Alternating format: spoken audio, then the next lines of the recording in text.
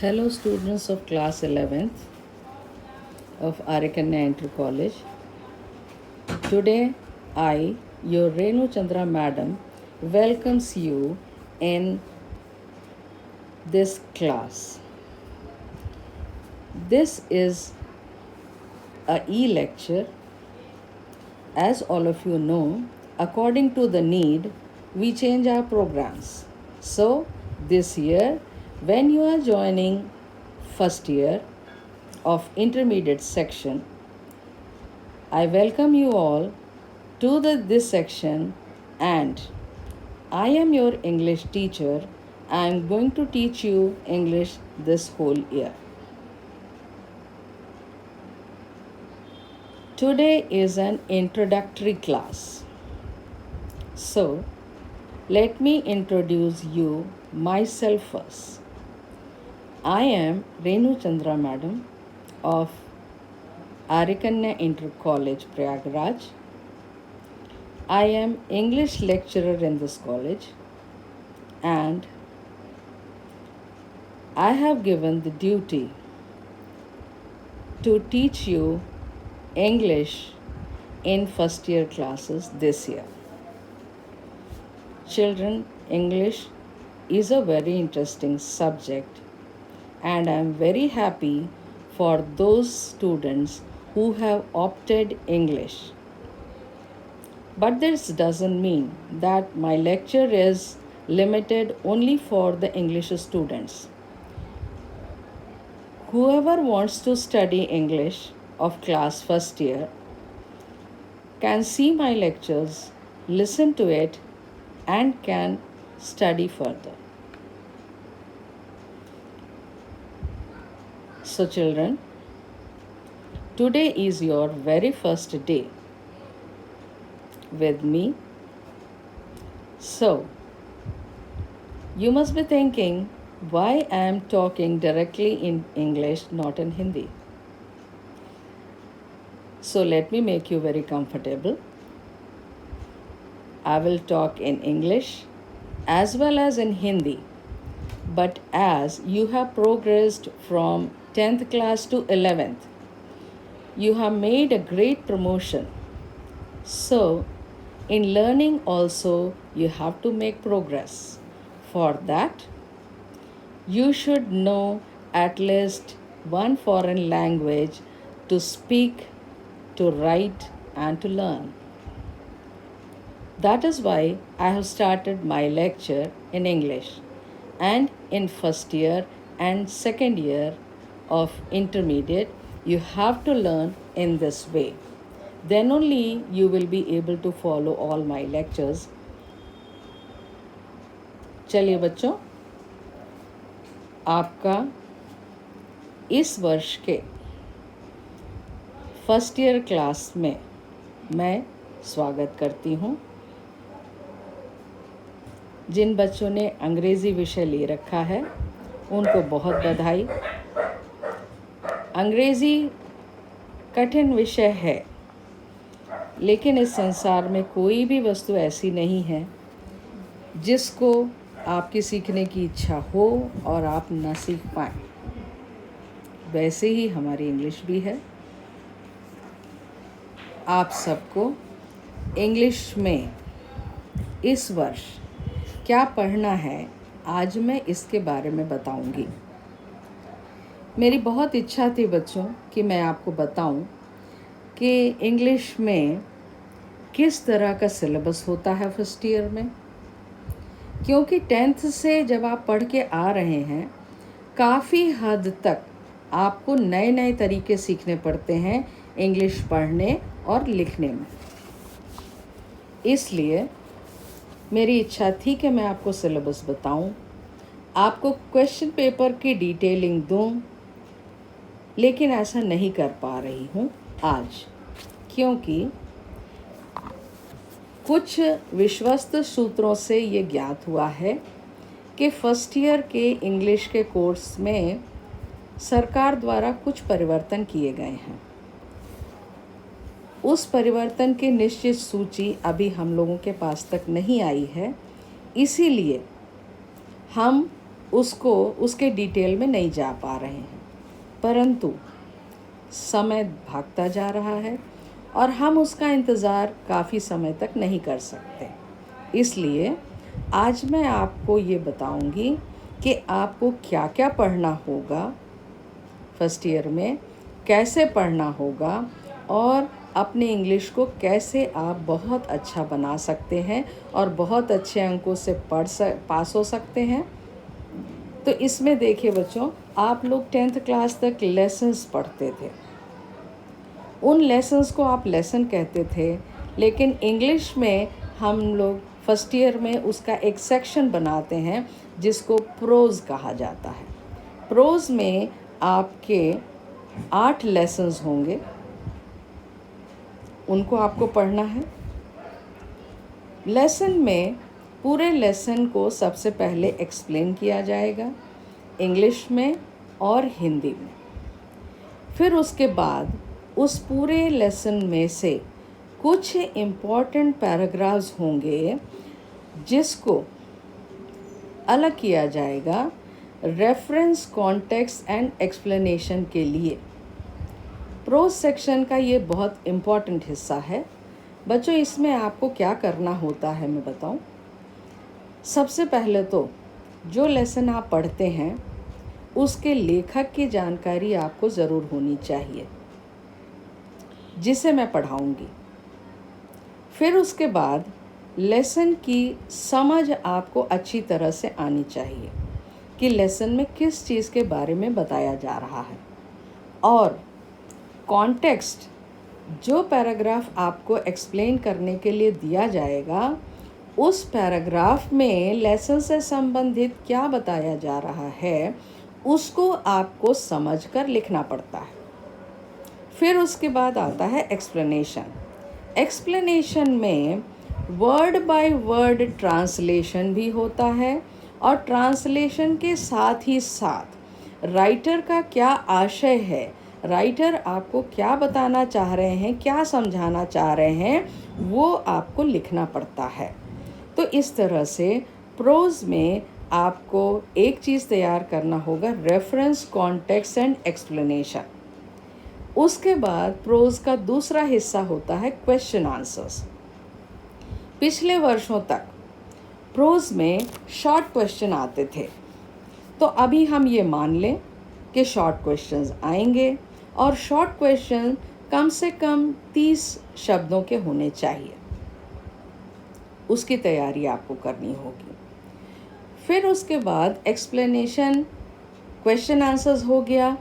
अब पूरे आपके लेसन में कहीं ना कहीं सिनोनिम्स आते हैं, कुछ एंटोनिम्स आते हैं, कुछ होमोफोन्स आते हैं, यानी वोकैबुलरी कुछ आती है, कहीं पर कुछ फिल इन द ब्लैंक्स आते हैं।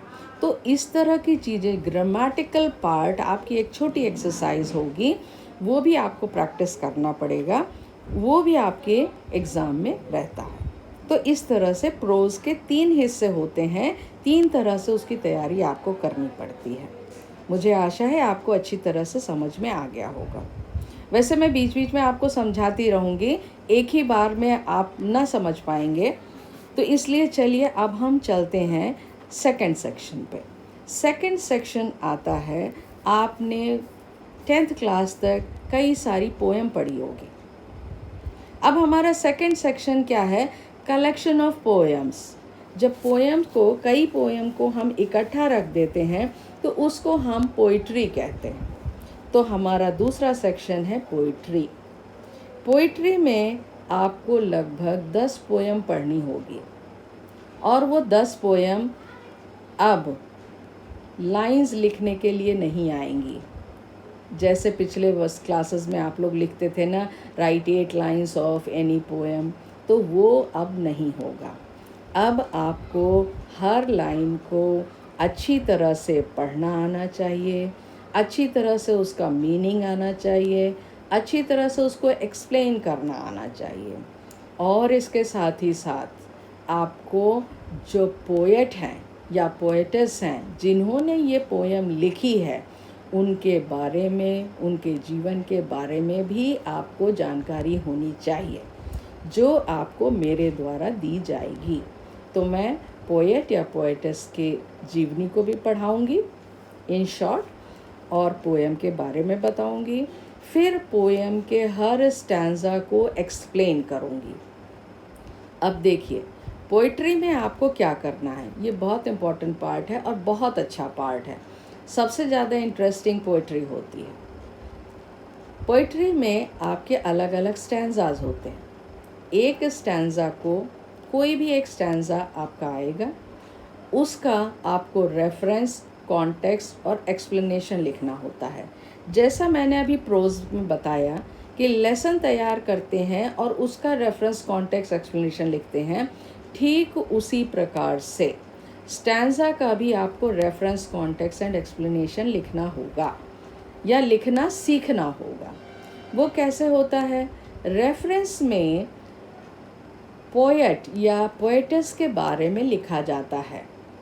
वो कैसे लिखना है मैं आपको सिखा दूंगी, आप बिल्कुल भी चिंता ना करें। कॉन्टेक्स्ट में पूरे पोएम में और उस पोएम के उस स्टैंज़ा में पोएट द्वारा क्या बताया जा रहा है या क्या समझाने का प्रयास किया जा रहा है, वो आपको लिखना होगा। और एक्सप्लेनेशन में पूरे स्टैंज़ा को एक्सप्लेन करना होगा। तो इस तरह से पोइट्री में एक सेक्शन है रेफरेंस, कॉन्टेक्स्ट एंड एक्सप्लेनेशन।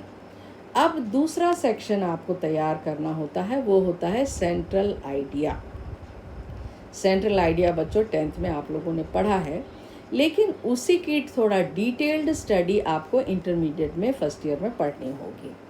और सेंट्रल आइडिया पूरे आपके पोएम की समरी होती है कि पूरे पोएम में पोएट या पोएटेस क्या कहना चाह रही हैं, उसको बड़ी अच्छी तरह से, बहुत सुंदर तरीके से आपको सेंट्रल आइडिया में लिखना होता है। तो ये तो हो गया आपका दूसरा सेक्शन पोइट्री। अब इसके बाद तीसरा सेक्शन आपको पढ़ना होगा, इसी के अंतर्गत एक है वो द लाइट ऑफ एशिया। बच्चों, आपने महात्मा बुद्ध की कहानी कहीं ना कहीं पढ़ी होगी या नहीं तो किसी से सुनी होगी, या महात्मा बुद्ध का नाम जरूर सुना होगा या सिद्धार्थ नाम सुना होगा। तो जो सिद्धार्थ थे उन्हीं की कहानी पर आधारित ये एक लंबी कविता है, इसको कहते हैं लॉन्ग पोएम। ये पोएम आपको पढ़ना होगा, जो मैं आपको पढ़ाऊंगी। उसके जो पात्र हैं उनसे आपका परिचय करवाऊंगी। उसमें उस पूरे पोएम की समरी मैं आपको बताऊंगी, और फिर जैसे स्टैंज़ाज आगे बढ़ेंगे, स्टैंज़ा बाय स्टैंज़ा, स्टैंज़ा वाइज मैं आपको एक्सप्लेन करती चली जाऊंगी। अब बच्चों, आप लोग डर रहे होंगे कि मैडम यहाँ भी एक्सप्लेन कर रही हैं, फिर हमें रेफरेंस, कॉन्टेक्स्ट, एक्सप्लेनेशन करना होगा। तो बच्चों, ऐसा नहीं है। लाइट ऑफ एशिया में आपको कोई एक्सप्लेनेशन नहीं करना होता है। लाइट ऑफ एशिया से केवल एक लॉन्ग क्वेश्चन आता है। वो लॉन्ग क्वेश्चन आपका लगभग 75 वर्ड्स का होना चाहिए। उसको भी कैसे लिखना है वो हम लोग आपको सिखाएंगे। तो ये आपका लॉन्ग पोएम का सेक्शन मुझे लगता है आपको समझ में आ गया होगा। तो इसमें आपको केवल क्वेश्चन आंसर्स डिटेल में समझना है और उसको याद करना है, अपनी कॉपी में लिखना है, याद करना है। याद करने के बाद टेस्ट और एग्ज़ाम्स में आपको लिख के चले जाना। फिर इसके बाद अगला सेक्शन है शॉर्ट स्टोरीज़। स्टोरीज़ बच्चों, कहानियाँ किसे नहीं अच्छी लगती, और शॉर्ट स्टोरीज़ तो और भी प्यारी होती हैं। लॉन्ग स्टोरीज़ तो पढ़ने में बहुत समय लगता है, लेकिन हम लोगों के जो सिलेबस में 4 कहानियाँ दी गई हैं, बहुत ही इंटरेस्टिंग, बहुत ही अच्छी कहानियाँ हैं। ये मैं आपको कहानी भी सुनाऊंगी। तो देखिए, 4 कहानियाँ हैं, उसमें 4 विशेष लोगों के बारे में बताया गया है। कहानी से हमेशा आपको कोई ना कोई शिक्षा मिलती है। तो ये कहानी जो हमारी रहेगी, ये आपको शिक्षा भी देगी, आपके लिए एक कहानी भी तैयार हो जाएगी आपको आगे और लोगों को सुनाने के लिए। और इसमें से आपको केवल 2 प्रश्न करने होते हैं, शॉर्ट क्वेश्चंस। तो इस तरह शॉर्ट स्टोरीज़ हम लोग पढ़ेंगे। तो अभी तक आपने देखा, मैंने आपको बताया prose, poetry, long poem, short stories. और इसके बाद एक और छोटा सा हिस्सा है फिगर्स ऑफ स्पीच। ये फिगर्स ऑफ स्पीच बच्चों लगता तो ग्रामर जैसा है, क्योंकि इसमें कविताओं के बारे में, कविताओं में कैसे लिखना चाहिए या कविताओं की लाइनों को कैसे सुंदर बनाया जाए उसके बारे में पढ़ाया जाता है, या किसी भी सेंटेंस को, किसी भी फ्रेज को सुंदर कैसे बनाना है, सौंदर्यीकरण जो बोलते हैं ना हिंदी में, वो उसके बारे में इसमें बताया जाता है। लेकिन इसको इसी हिस्से में रखा जाता है, ग्रामर के हिस्से में नहीं। तो अभी तक मैंने जो भी आपको बताया, prose, poetry, long poem, short stories and figures of speech, ये सब को मिला करके इंग्लिश का एक मुख्य हिस्सा बनता है इंग्लिश लिटरेचर। तो ये इंग्लिश लिटरेचर आर्य कन्या के फर्स्ट ईयर के ABCD A2 सभी सेक्शंस को मैं पढ़ाने वाली हूँ इस वर्ष, जब तक आपके ई क्लासेस चल रहे हैं या जब तक कोई फर्दर प्रोग्राम्स हमें नहीं मिलते या फर्दर इंस्ट्रक्शंस हमें नहीं मिलते। अब दूसरा इंग्लिश का जो बड़ा सेक्शन है उसको आपको पढ़ना होगा, वो है सेक्शन बी, वो होता है आपका ग्रामर पार्ट। तो ग्रामर पार्ट बच्चों हमारे यहाँ की जो हमारी सीनियर टीचर हैं, आशा दीदी हम लोग उनको बोलते हैं, तो वो आशा दीदी, आशा श्रीवास्तव मैडम आपको पढ़ाएंगी। किसी भी प्रकार की कंफ्यूजन ना होने पाए बच्चों के पास, और या अलग अलग प्रोज भी पढ़ें, पोइट्री भी पढ़ें, शॉर्ट स्टोरी भी पढ़ें, ग्रामर भी पढ़ें, क्या पढ़ें, किससे पढ़ें, तो इस तरह का कन्फ्यूजन आप लोगों के मन में ना रहे, क्योंकि आप लोग नए क्लास के बच्चे हो, नए तरीके से पढ़ना है, नए तरीके से सीख रहे हैं। तो इसलिए हम लोगों ने आपस में ये तय किया है कि लिटरेचर का पूरा हिस्सा मैं आप सबको पढ़ाऊंगी और लैंग्वेज का पूरा हिस्सा, उसके सारे लेक्चर्स आशा दीदी हम लोगों को पढ़ाएंगी। तो बच्चों आज के इंट्रोडक्शन का जो क्लास था, मुझे लगता है मैंने पूरी कोशिश की है कि मैं अपनी तरफ से समझा सकूं आपको। फिर भी यदि समझ में ना आया हो तो प्लीज़ बच्चों कमेंट सेक्शन में ज़रूर लिखना, तो मैं आपको और अच्छी तरह से समझा पाऊंगी। तो अभी कुछ दिन मैं आपको समझाऊंगी और अगले लेक्चर में कुछ मैं आपके लिए नया लेकर के आऊँगी, किसमें, इंग्लिश लिटरेचर में। तो हम लोग जब तक नया सिलेबस नहीं आ जाता है, एक बार फिर से रिपीट कर रही हूँ, पुराने सिलेबस के अकॉर्डिंग ही अपनी पढ़ाई शुरू कर देंगे, या जब नया सिलेबस आ जाएगा तो उससे टाली करके हम लोग अपने प्रोग्राम्स को सेट कर लेंगे। तो आज के लिए बच्चों इतना ही। Thank you.